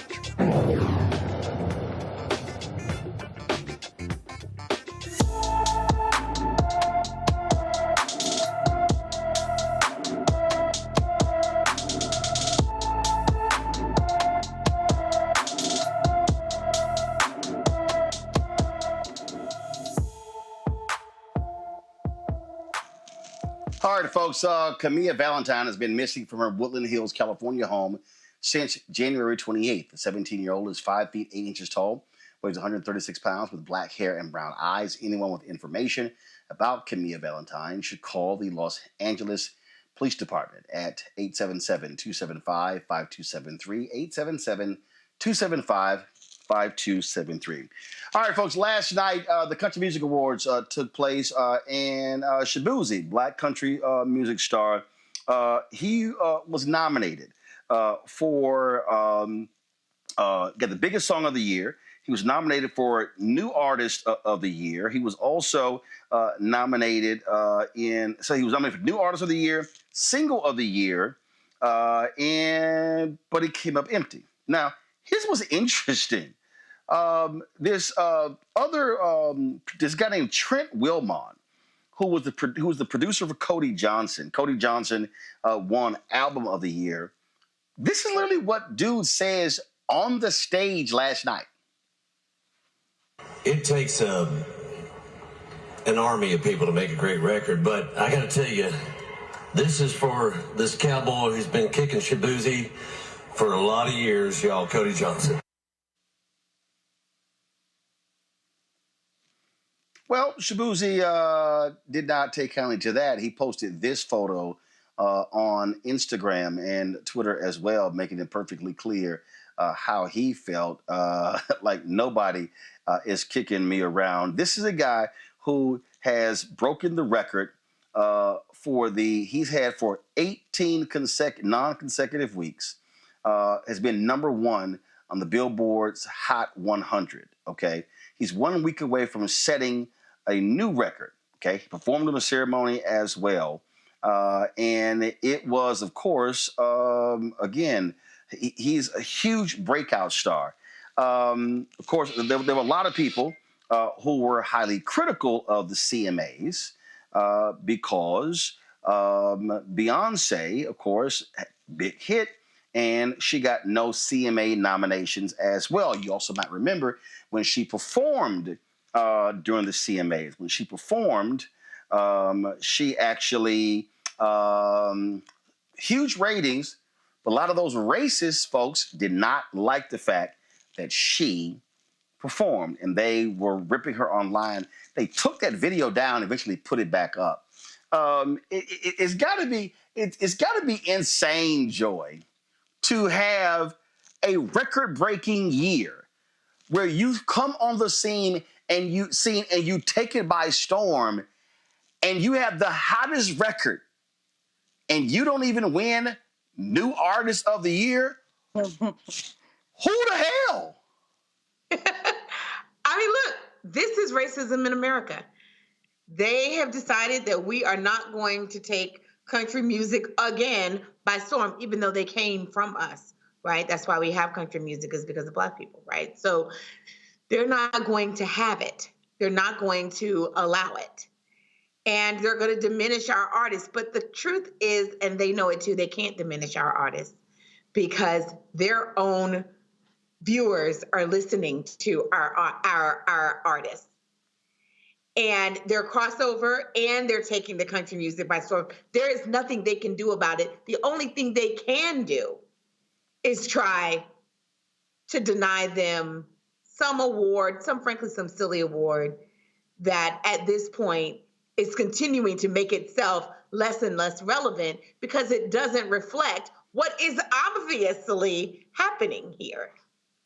It also means that we're going to have to diversify who's making a decision about who wins what awards and who doesn't win the awards. None of this is a surprise.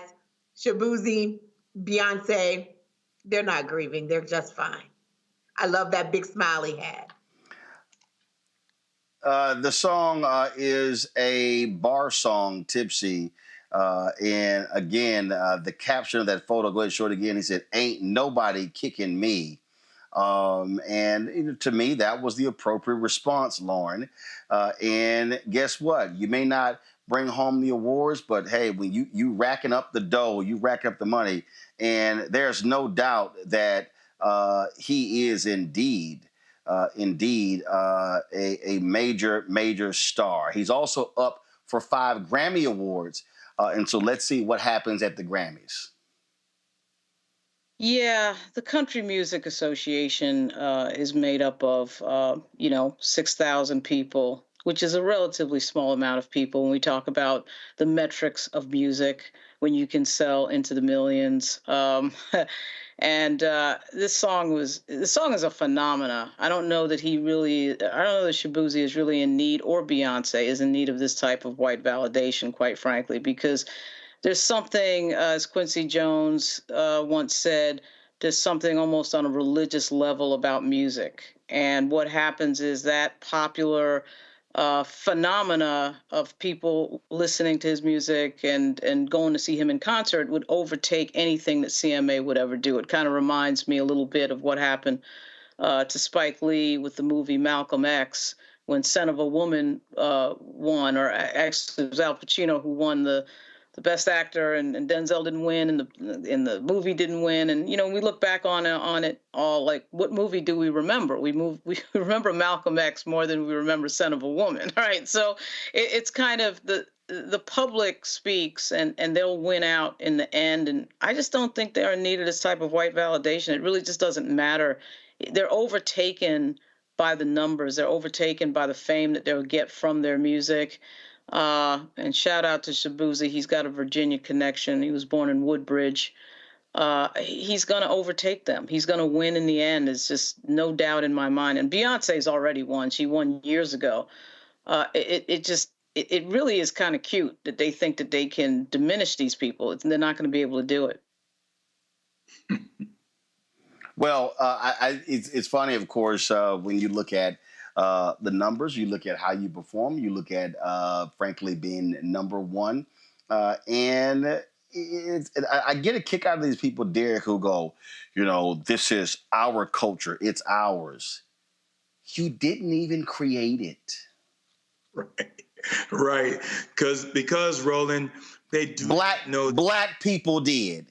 You didn't even create it. History. Black people created country music.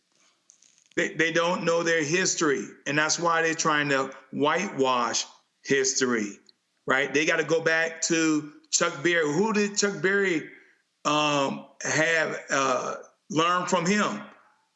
Elvis Presley. Ask Elvis Presley who he learned from, right? And so B.B. King, right? We create everything, Roland, and that's why they're so envy and jealous of us. I don't care if it's country music, sports, like football or tennis, anything we get involved in, they cannot compete. And so the little piece that they try to control, this is a perfect example. They try to control it. And so, yeah, I agree with Lauren and Joy. Beyonce and Shabuzi, they're in a great place. They don't have nothing to worry about. And we're going to continue to do as a people, as Black people, continue to demonstrate Black excellence, regardless of the industry, regardless of the activity that we get involved in. Well, I think it would be absolutely hilarious for Shabuzi to go to the Grammys and clean up big time, and then sit here and go, "Hey, CMA, how you like me now?" And also I love the new generation of Black country stars that are coming up. And here's the deal. Bottom line is, white folks don't own country music. They don't own it. And Lil Nas also showed Shabuzi some love, because remember, they were not happy when his song blew up and took over and dominated the charts as well. And so, to me, that's where you always get the last laugh, when they start talking trash and you go, look at the charts, look at the charts, look at the charts. All right, Derek, Joy, Lauren, I appreciate all of y'all being on today's show. Thank you so very much. Folks, that is it for us. I'm going to be back in studio tomorrow, so I appreciate the folks at Coca-Cola, working with them. Is a project we were working on with them regarding HBCUs. We're going to share a lot of that with you later. And so thank you so very much, folks. That is it. Don't forget, support the work that we do. The work that we do here is critically important, speaking to the issues and covering the stories that matter to you. And look, we target an African-American audience, but I appreciate the fact that we have white fans, we have Latino fans, we have Asian fans, Native Americans who watch the show as well. because we're also speaking true to the issues that matter as well. Your support is vital for us to keep doing this work. We do not have millionaires and billionaires covering what we do. We don't have any of that. And so we survive and thrive on those $1, $5, $10, $25, $50 donations, some that are 100 or more, and we appreciate all of you. And so it absolutely matters. Let me do this here. Keenan, if you sent me the folks who've given the Cash App, but let me go ahead and do this here. Let me shout out the people who've given via Venmo. Christopher Curry, thank you so very much. Tawana Smith, Pamela Walker, Robert Woods Jr., William Mitchell, Janet Griffin, Sherelle Lowry, Delaney Smith, Ayana Lang, let's see here, Randy Lucas, Curta DeHaan, Link Cole James, Son Sheree Gowder, Gillian Richards Greaves, Samuel Edaho Aket, Natalie Moore, Lisa Spivey, Kip Layer. Thank you, all of you, for giving via Venmo. So let me see here. Let me look at Zelle. Let me let's see here. LJE, LLC, Rhonda Johnson. Thank you so very much. Barbara King. Let me shout out Tammy Vining. Thank you so very much. Bradrick Bennett, I appreciate it. Let's see, Robin Thames, thank you so very much as well. Let me see here. Eunice Malath, thanks a lot. Samantha May Piggy, thank you so very much. Troy Balance, Lisa D. Tibbs, thank you so very much. And give me 1 second. Let's see here. Give me 1 second. I'm going to also thank L. Carson, Henry Garrett. Thank you so very much as well. Thank you for all of you for contributing, doing the show. We appreciate all of you for supporting the work that we do. All right, folks, if you want to give via Cash App, use the QR code from Stripe, okay? This is the easiest way. I know it's a pain. It's not as easy how it used to be. Cash App changed all of their rules. They got rid of all of our accounts because they changed their rules. And so if you want to give Cash App, this is the best way to do so. So use that QR code to do Stripe. Send your checking money order to P.O. Box 57196, Washington, D.C. 20037-0196. PayPal is R Martin Unfiltered. Venmo is RM Unfiltered. Zelle, Roland@RolandSMartin.com. Roland@RolandMartinUnfiltered.com. Also, be sure to support us by downloading the Black Star Network app. iPhone, Apple, first of all, Apple phone, Android phone, Apple TV, Android TV, Roku, Amazon Fire TV, Xbox One, Samsung Smart TV. Be sure to get a copy of my book, White Fear, How the Browning of America is Making White Folks Lose Their Minds, available at bookstores nationwide. Also, of course, you can support us by downloading the Audible version. I read it, so you can get that on Audible as well. Don't forget also, folks, we want you to download Fanbase, invest in Fanbase. If you go to startengine.com/Fanbase to get more information. The goal, of course, is to move the $17 million raise to be able to build this social media app and build it up. It is Black-owned social media app founded by Isaac Hayes III. And so please do that as well. All right, folks, that's it. I'll see you tomorrow. Y'all take care. Holla! Start Network is here. Oh, no punch! I'm real revolutionary right now. Thank you for being the voice of Black America. All momentum we have now, we have to keep this going. The video looks phenomenal. See, there's a difference between Black Star Network and Black-owned media and something like CNN. You can't be Black-owned media and be scared. It's time to be smart. Bring your eyeballs home. You dig?